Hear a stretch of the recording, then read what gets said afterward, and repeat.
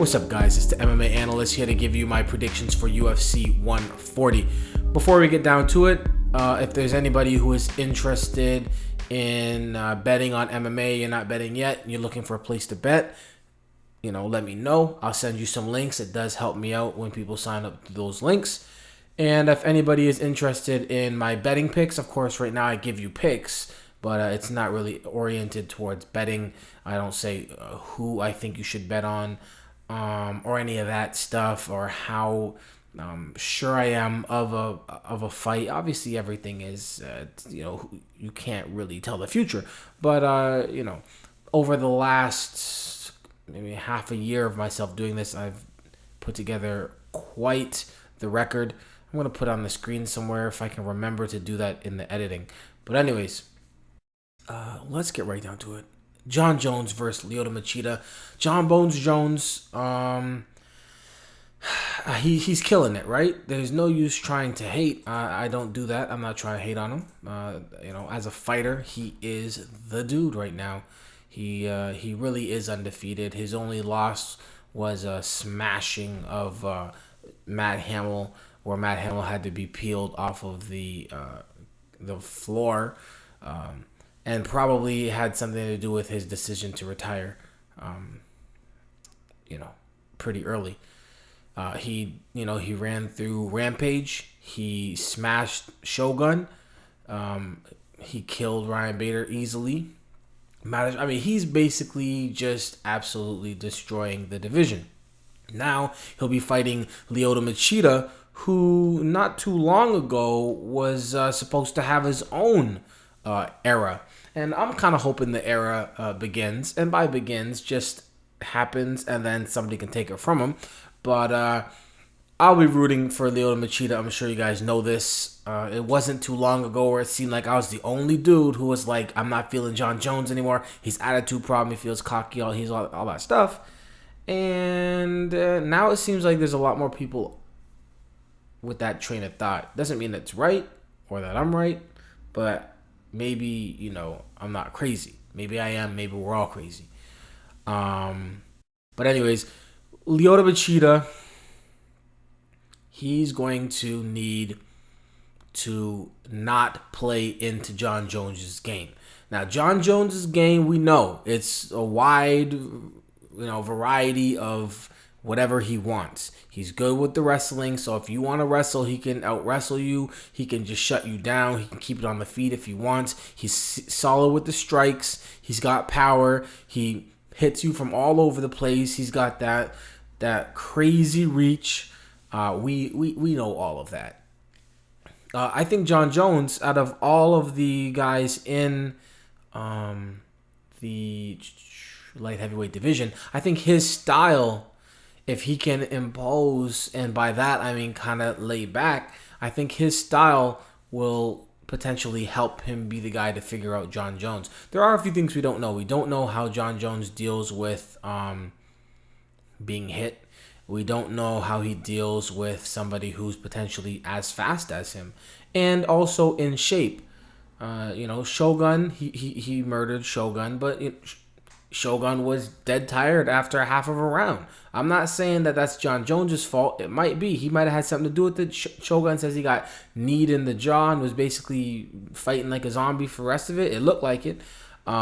Rampage, he's got power in his hands, but we know he doesn't have that speed. Lyoto Machida is fast, right? Lyoto the cheetah, running all over the place. Not only can he move backwards quickly and side to side, but he also has, solid counter punch power, solid strikes. He's well-rounded. He's not just going to come out there and try and hit you with the knockout right or the knockout left. He's going to try and pick you apart. So, he is a well-rounded fighter. Black belt in jiu-jitsu, got sumo background. He's got his karate or whatever. He is a well-rounded fighter / mixed martial artist. And he's going to come in shape. So I think this is going to be probably Jon Jones' biggest test.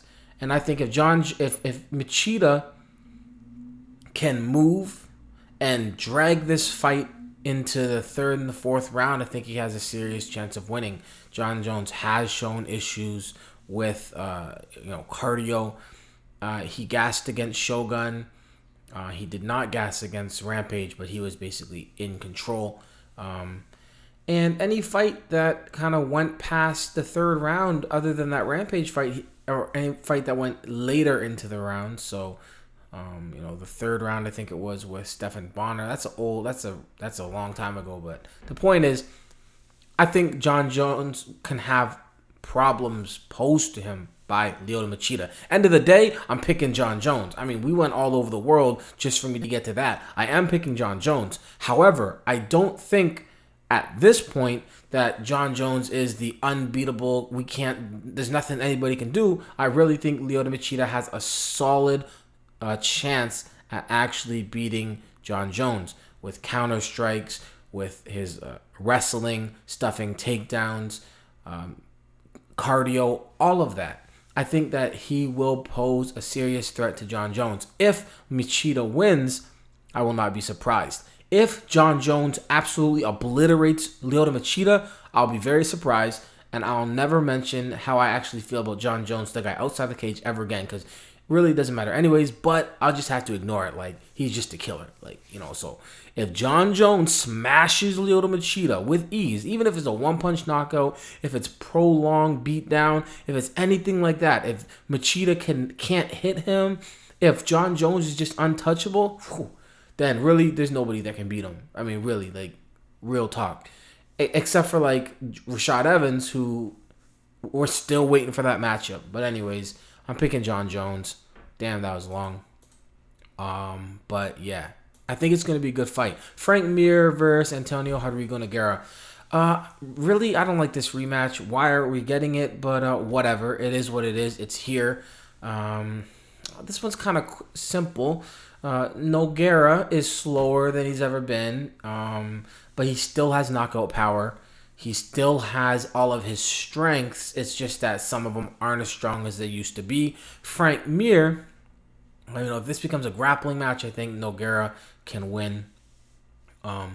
If it becomes a submission battle, I think Nogueira wins. But I don't think this fight gets to the ground. I think it does stay on the feet. And I think the problem here for Nogueira is speed. I see Frank Mir just being faster with the shots. Mir can be knocked out, and Nogueira can knock him out. And I'm hoping that happens. But I don't think it's going to happen. I think it's going to be more of Frank Mir looking like heavyweight. I don't want to say this because, I don't really mean it. But kind of like that Pacquiao heavyweight in the UFC. And I do have Frank Mir repeating history and TKOing, knocking out Nogueira, probably in round 2. Tito Ortiz versus Antonio Rogerio Nogueira. The Nogueira brothers are both fighting on the same card. That's cool. This is a tough one because Nogueira has shown the ability to stuff some takedowns recently from some decent wrestlers. And Tito Ortiz has shown recently that, he's going to win if he can. Obviously, big win over Ryan Bader. But other than that, it's been looking rough. I mean, he was never going to beat Rashad Evans. The fight with Matt Hamill, that was a tough one. The Forrest Griffin close fight. Machida, he's only fought the champs. He's only fought the best. Situation is going to be, we know what he wants to do. He wants to get the fight to the ground. And I think he's not going to be able to do that as much as he needs to get the win. At the end of the day, I see Nogueira obviously on the feet, totally outclassed, stuffing takedowns, whatever he needs to do. He needs to make sure Tito doesn't turn this into just like a lean up against the cage and try and take you down forever fight, because Tito can win that fight. But at the end of the day, I do have Nogueira stuffing enough takedowns and doing what he needs to do to get the win. So it is going to be Nogueira by probably a very close decision. Claude Patrick versus Brian Ebersole. My boy Claude Patrick, do your thing. Good luck. I'm actually going to go with Claude Patrick, but not because I kind of know him and all that other irrelevant stuff. Claude Patrick, he doesn't like getting in bad positions. And he will do everything in his power to make sure that doesn't happen. And I mean, that's his whole thing. It's like, I know where I don't want to be. I know where I like to be. I'm going to try and make sure that I'm going to push the pace. I'm going to put the fight where I want the fight to be. And then at that point, I'm going to do what's necessary to maintain control. And Brian Ebersole is kind of like, I'm a veteran. I mean, they're both like 31 years old, but Brian Ebersole's had like 64 fights. Claude Patrick's been injured a few times, not as active. And I think he's had vastly less than that. How many exactly? 64 fights to 15 fights. But anyways, Ebersole's been in the game for a long time. Exciting fighter. Fight of the night against Chris Lytle. Just a crazy comeback fight against Dennis Hallman. But I mean, the thing is, he doesn't mind being in these bad positions. Of course, he doesn't want to, but he does find himself in situations. He'll stand with Chris Lytle for the whole fight. He'll do certain things that will allow somebody like Claude Patrick to capitalize. And I think once Claude does get into a position, he's not going to give it up. So I do have Claude winning this fight. I think it's going to be a closely contested fight. And if Ebersole does come with his, like, I really want to actually win this. I mean, obviously he wants to win, but fighting for the win and wanting to win are two very different things. And I think Brian Ebersole's kind of spent his whole career kind of just fighting and winning the vast majority of the time. 48 wins, 14 losses. Claude is going to be fighting for the win, and I think he's going to get the win. It's going to be a decision. Of course, he does have the possibility of getting that guillotine. Probably not going to knock Ebersole out. I think in his whole career, he's never been knocked out. He's lost 9 times by submission, 5 times by decision, but never been knocked out. That's crazy. Fight 65 times, never been knocked out. Mark Hominick versus Chan Sung Jung. Pretty simple in my eyes. Mark Hominick, very good striking. Chan Sung Jung doesn't mind staying in the pocket. These guys are gonna go, back and forth.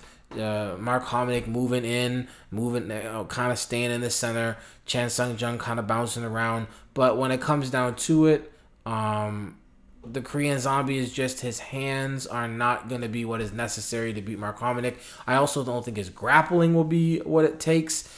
So I've got Mark Hominick kind of just styling completely on Chan Sung Jung and getting a TKO and a solid one at that.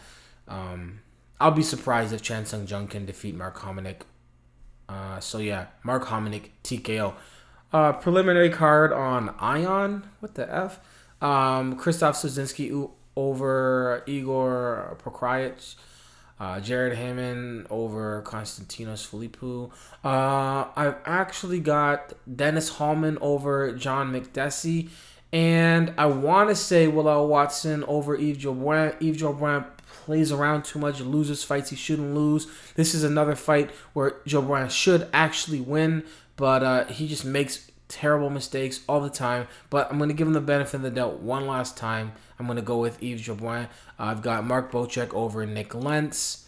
Rich Attonito, I've got him for the win over Jake Hecht. And John Cholish over Mitch Clark. So there you go. Those are my picks for UFC 140. Looks like it's going to be a good card. What's the next card? Oh, damn. That's quick. December 30th. Being as it's already right now and it is December 7th, it's looking like my prediction about Brock Lesnar never returning is not going to come true, which I'm happy with that. I'm cool with that. I would like to see that fight.